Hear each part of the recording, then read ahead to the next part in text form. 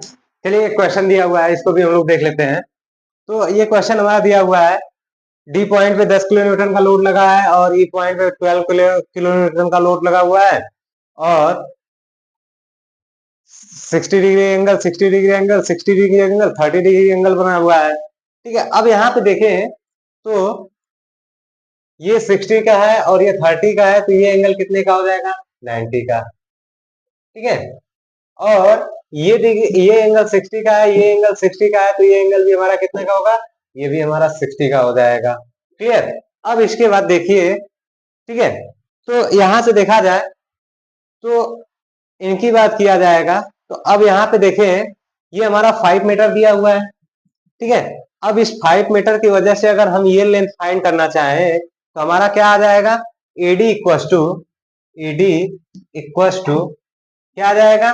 5 cos 60, 5 cos 60 यानी 5 into 1/2। cos 60 की value 1/2 यानी आ गया कितना? 2.5। यानी हमारा ये डिस्टेंस हमारा आ गया 2.5। 2.5। अब इसके सारे एंगल सेम है तो सारे साइड्स भी सेम होंगे।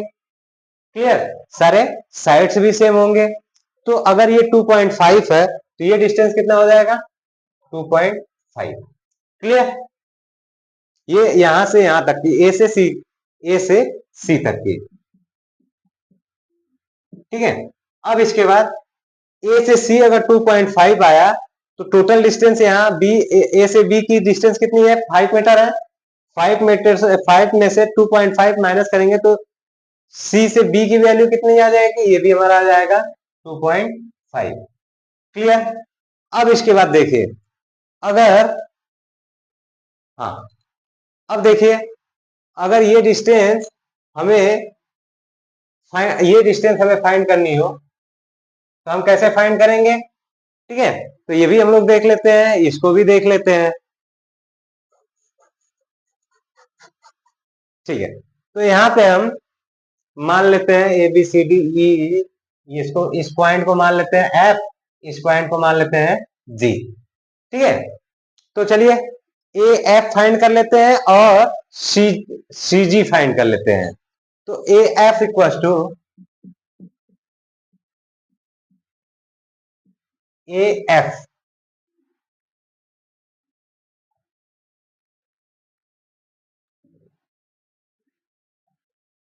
ए एफ इक्वल टू क्या हो जाएगा? ए एफ इक्वल टू हो जाएगा 2.5 cos 60, 2.5 cos 60 equal to 2.5 into 1/2 equal to 1.25। बात समझ में आ गई? ये हमारा आ गया ए एफ की वैल्यू। अब उसी प्रकार से हम इसकी वैल्यू फाइंड करें तो सबसे पहले तो ये देख लीजिए, ये टोटल डिस्टेंस 2.5 है। अभी हम ये डिस्टेंस फाइंड कर ले चाहे ये डिस्टेंस फाइंड कर ले, तो हम यही फाइंड कर ले, हमारे लिए आसान हो जाएगा। तो अगर ये फाइंड करेंगे तो ये डिस्टेंस हमारा कितना आ जाएगा? ये डिस्टेंस हमारा आ जाएगा सीई इक्वल टू हमारा आ जाएगा 1.25। ठीक है, 1.25 आ जाएगा। बात समझ में आ गई? ठीक है, अब इसके बाद अब ये डिस्टेंस हम फाइंड कर लिए, अब ये डिस्टेंस फाइंड करना है सी जी। ठीक है, सी इक्वल टू हमारा आ गया 1.25 और सी जी इक्वल टू हम लोग फाइंड कर लेते हैं, तो ये हमारा आ जाएगा 1.25 मल्टीप्लाई बाई 1/2 इक्वल टू आ जाएगा 0.625। इतना आ जाएगा यहां से यहां तक का डिस्टेंस। अब चलिए हमें रिएक्शन फाइंड करेंगे, रिएक्शन फाइंड करने में हमें अब दिक्कत नहीं होगी। चलिए आसानी से फाइंड कर लेते हैं। ठीक है, तो यहाँ पे R A plus R B equal to हमारा क्या आ जाएगा? 10 + 12 इक्वल टू 22। ये हमारा आ गया। अब इसके बाद माइनस आरबी इंटू कितना हो जाएगा? टोटल डिस्टेंस 5 प्लस 12 इंटू यहां से यहां तक का डिस्टेंस 2.5 और ये डिस्टेंस हमारा आ गया कितना? 6.625। तो कितना आ जाएगा? 125, 3.125। फिर इसके बाद प्लस 10 इंटू कितना आ जाएगा 1.25 इक्वल्स टू 0। देन आरबी की वैल्यू कितना आ जाएगा, आरबी की वैल्यू आ जाएगा 12 किलो न्यूटन। आरबी की वैल्यू आ जाएगा 10 किलो न्यूटन। ठीक है, 10 किलो न्यूटन करके देख लीजिएगा एक बार। मेरे हिसाब से तो इतना ही आना चाहिए। 36 हो गया, 36 12 48। हाँ आ जाएगा, आ जाएगा।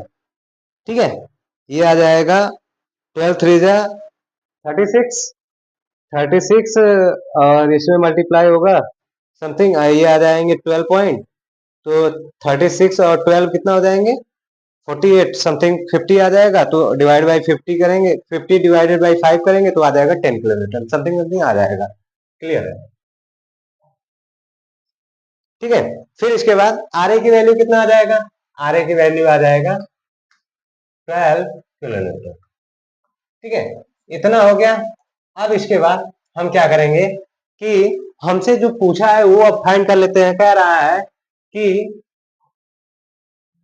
मेंबर डीई, सीई और सीबी में फोर्स फाइंड करिए। ठीक है, इसको हम थोड़ा इरेज कर देते हैं, यहाँ पे हम जी को भी इरेज कर देते हैं, ये इसको भी इरेज कर देते हैं। ठीक है, तो यहाँ से हम क्या करेंगे, एक सेक्शन कट करेंगे। ठीक है, सेक्शन कट करने के बाद हम क्या करेंगे, अगर बी पॉइंट के अबाउट अगर हम मोमेंट लेंगे तो ये तो पूरा का पूरा जीरो हो जाएगा। ठीक है, तो हम क्या करते हैं, ई के अबाउट मोमेंट लेते हैं। ई के अबाउट मोमेंट लेंगे तो मान लेते हैं इसमें हमारा फोर्स आ जाएगा F1, इसमें हमारा आ जाएगा F2 और इसमें हमारा आ जाएगा F3। ठीक है, ये आ गया। तो चलिए करते हैं। तो यहाँ पे जब हम ई के अबाउट मोमेंट लेंगे तो ई के अबाउट मोमेंट लेंगे तो हमारा आरबी पहला फोर्स आएगा, तो ये हो जाएगा। अच्छा, हमें अभी बी की भी जरूरत पड़ेगी लेंथ की। ठीक है, बी की लेंथ फाइंड कर ले, तो बी की लेंथ फाइंड करेंगे तो हमारा क्या हो जाएगा, कहाँ फाइंड करें, यही फाइंड कर लेते हैं। बीई, बीई इक्वल टू हमारा क्या आ जाएगा 2.5, 2.5 साइन 30। ठीक है, साइन 30, तो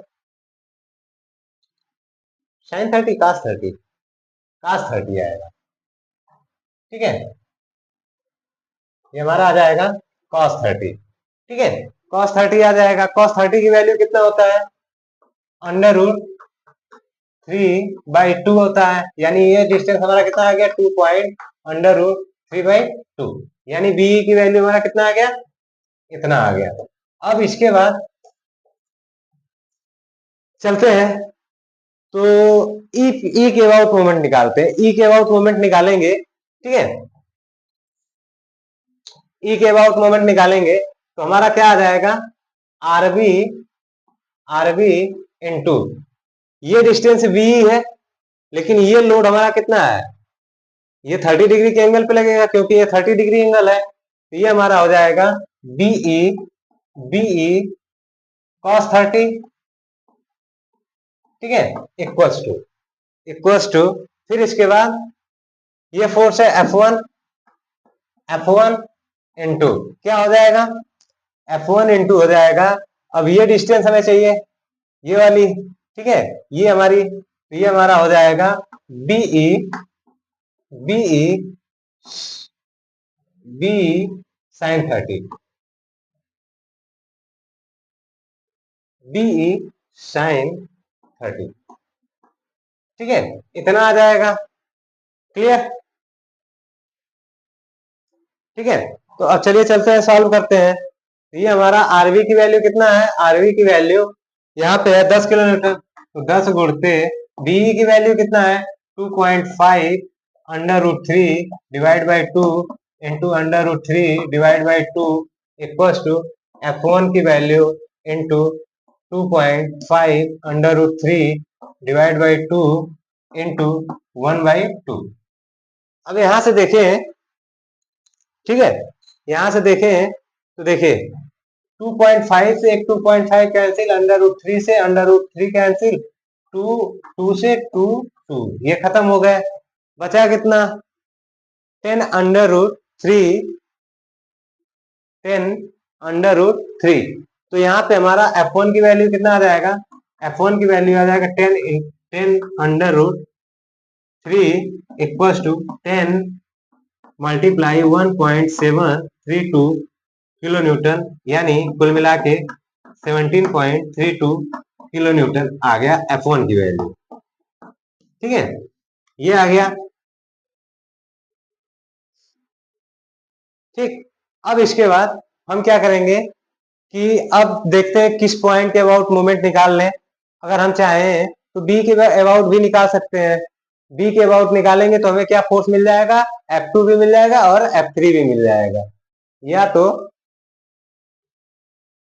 सी के अबाउट निकाल लें, सी के अबाउट भी निकाल सकते हैं। अब क्या करते हैं कि बी के अबाउट मोमेंट निकालते हैं। बी के अबाउट मोमेंट निकालेंगे, ठीक है, तो बी के अबाउट मोमेंट निकालेंगे तो अब देखते हैं क्या आता है। तो यहाँ पे अगर देखें बी के अबाउट मोमेंट निकालेंगे तो एक ये है और एक ये फोर्स है। ठीक है, तो चलिए करते हैं। तो यहाँ पे हमारा हो जाएगा 12 इंटू, यानी अब बी के मोमेंट अबाउट बी निकालना है, इक्वल टू 0 कर ले रहे हैं। ठीक है, तो 12 इंटू क्या हो जाएगा? बीई, बीई cos 30 हो जाएगा। क्या हो जाएगा? 12 into BE cos 30 equal to, ठीक है, क्या हो जाएगा? F2, F2 इंटू क्या हो जाएगा? F2 इंटू सीधा सीधा सा हो जाएगा सीई। ठीक है, F2 इंटू सी कहां से? बीई होगा, बीई, बीई, लेकिन लेकिन लेकिन लेकिन लेकिन F2 भी उधर जा रहा है, 12 भी उधर जा रहा है, तो यहाँ पे प्लस रहेगा, इक्वल टू 0। ठीक है, तो अब यहाँ पे F2 इक्वल टू क्या हो जाएगा? F2 इक्वल टू -12, बी की वैल्यू हमने कितना निकाला है? इंटू 2.5 √3/2, √3/2 इंटू cos 30 का वैल्यू फिर √3/2 अपॉन बी की वैल्यू 2.5 √3/2। ये पूरा का पूरा टर्म ये पूरे टर्म से कैंसिल हो जाएंगे, तो बचेगा क्या? -12 √3 डिवाइड बाई 2, इससे कैंसिल हो जाएगा, बचेगा 6, यानी -6 √3, यानी अब मल्टीप्लाई कर दो तो 6 है और √3 का वैल्यू हो जाता है 1.732, और इन दोनों का मल्टीप्लाई हो जाएगा तो वैल्यू आ जाएगी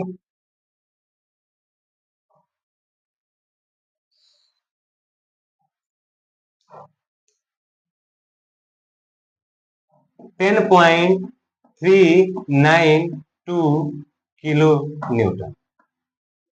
ये क्या आ जाएगा? F2। ठीक है, ये आ गया। इसको ऐसे भी कर सकते हैं, यहाँ कर लीजिएगा, कोई दिक्कत नहीं है। ठीक, अब इसके बाद सी के अबाउट मोमेंट निकालते हैं। ठीक है, क्योंकि इस पे भी निकाल चुके, इस पे भी निकाल चुके, अब सी के अबाउट निकालेंगे तो हमें F3 मिल जाएगा। ठीक है, तो सी के अबाउट मोमेंट निकालते हैं। देख, चलिए सी के अबाउट निकालते हैं, यानी MC इक्वल टू हमारा क्या हो जाएगा? 0 हो जाएगा। तो सी के अबाउट निकालेंगे तो ये हमारा आ जाएगा 12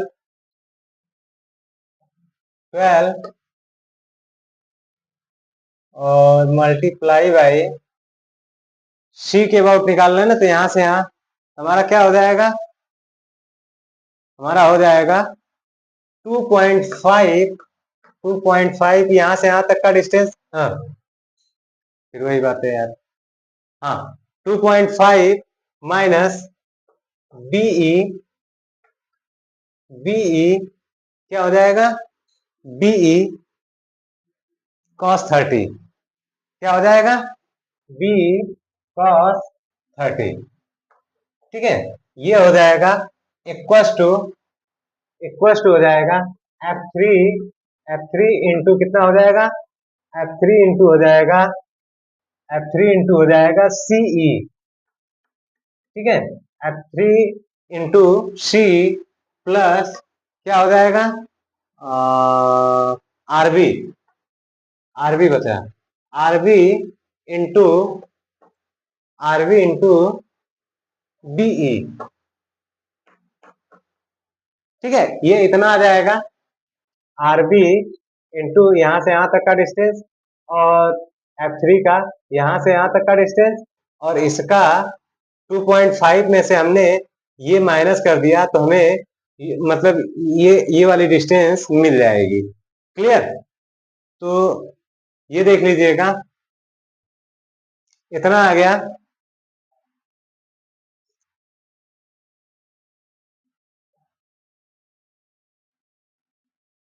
हाँ, नहीं नहीं नहीं नहीं नहीं, यहाँ बी क्यों होगा, यहाँ बीसी होगा ना, बीसी, यहाँ सी के अबाउट मोमेंट निकालना है ना, तो ये हमारा बीसी ये हो जाएगा, ठीक है। अब चलिए करते हैं पुटअप, 12 इंटू 2.5 माइनस बी की वैल्यू 2.5, 2.5 under root 3/2 into under root 3/2, ठीक है, इक्वल्स टू F3 की वैल्यू हमें निकालना है इंटू सी की वैल्यू कितना है, सी की वैल्यू हम कैसे निकालेंगे, सी की वैल्यू हमारा आ जाएगा 2.5, 2.5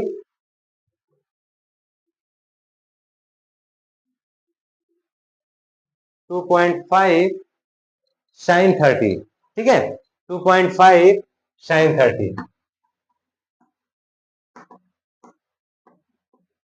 प्लस आरबी की वैल्यू कितना है, आरबी की वैल्यू 10 और बीसी की वैल्यू कितना है 2.5। तो अब यहां से हम F3 की वैल्यू फाइंड कर सकते हैं, ठीक है।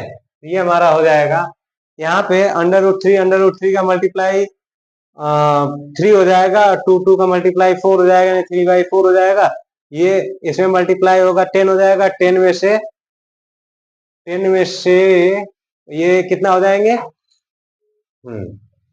12, ये हो जाएंगे 10 माइनस ये हो जाएंगे 7.5/4 हो जाएगा। तो सॉल्व कर लीजिए, equals to F3 into 2.5 sign 30 की वैल्यू 1/2, 1/2 प्लस ये आ जाएंगे 25, ठीक है। तो 25 इस साइड माइनस आ जाएंगे, तो ये हमारा हो जाएगा, यहाँ से 2.5 बचेगा ना, 30 बताएंगे, ये इतना आ जाएंगे -25 equals to F3 into 2.5 divide by 2। तो F3 इक्वल्स टू अब इनको जोड़ घटा लीजिएगा, जितना आएगा वो हमारा क्या होगा, फाइनल आंसर होगा।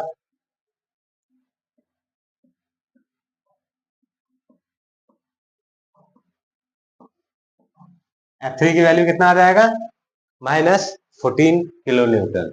क्लियर? ठीक है, ये देख लीजिएगा, ये कुछ इस तरीके से मेथड मेथड ऑफ सेक्शन के क्वेश्चन सॉल्व किए जाते हैं, ठीक है। अगर इनमें कहीं कंफ्यूजन वगैरह हो तो एक बार जरूर से कमेंट करिएगा, मैं आपको जरूर बताऊंगा कि कैसे कैसे क्या होते हैं सारी चीजें। मेन देखिए डिस्टेंस होता है, जो डिस्टेंस हम लोग लेते हैं लोड इनटू परपेंडिकुलर, जब भी मोमेंट हम निकालते हैं तो लोड इनटू परपेंडिकुलर डिस्टेंस से, जैसे हमने इस पॉइंट से लिया था तो इसका इस पॉइंट से लिया था, तो इसका ये डिस्टेंस जो है इस डायरेक्शन में जा रहा है, तो इसके परपेंडिकुलर जो भी होगा हम वही डिस्टेंस लेके चलेंगे। तो परपेंडिकुलर डिस्टेंस निकालने के लिए हमारा क्या होगा, थीटा निकालना पड़ेगा, ठीक है। तो यही सारी चीजें हैं, इन्हीं सारी चीजों को हम लोग कंसीडर नहीं कर पाते, जिनकी वजह से हम मेथड ऑफ सेक्शन ज्यादातर नहीं अप्लाई कर पाते हैं। लोग क्या करते हैं कि मेथड ऑफ सेक्शन क्वेश्चन में पूछ देता है और लगाते हैं लोग मेथड ऑफ ज्वाइंट। ठीक है, मेथड ऑफ ज्वाइंट भी आप उपयोग कर सकते हैं, उससे भी आंसर वही आएगा, कोई दिक्कत नहीं। लेकिन मेथड ऑफ सेक्शन जो होता है ये वेरी क्विक मेथड है। मतलब अगर हमें इसी में कोई कह दिया कि केवल एक मेंबर में फाइंड करिए इसमें, ठीक है, एक मेंबर में, अब हम पूरी कहानी थोड़ी ना रचने जाएंगे, मतलब रिएक्शन तो मान लीजिए निकालना तो है ही। अब इसके बाद चले ज्वाइंट ए कंसीडर करें, फिर ज्वाइंट बी कंसीडर करें, फिर ज्वाइंट ई कंसीडर करें, तब जा करके इसमें मेंबर निकलेगा, या ज्वाइंट सी कंसीडर करें तब निकलेगा। ठीक है, अब इसमें क्या है, डायरेक्ट सेक्शन कंसीडर किया, कंसीडर सेक्शन कंसीडर करने के बाद हमने लेफ्ट पार्ट किया, राइट पार्ट किया, फिर इसके बाद वहां से हम मोमेंट निकाल लिया, मोमेंट निकालने के बाद आसानी से हम कर लेते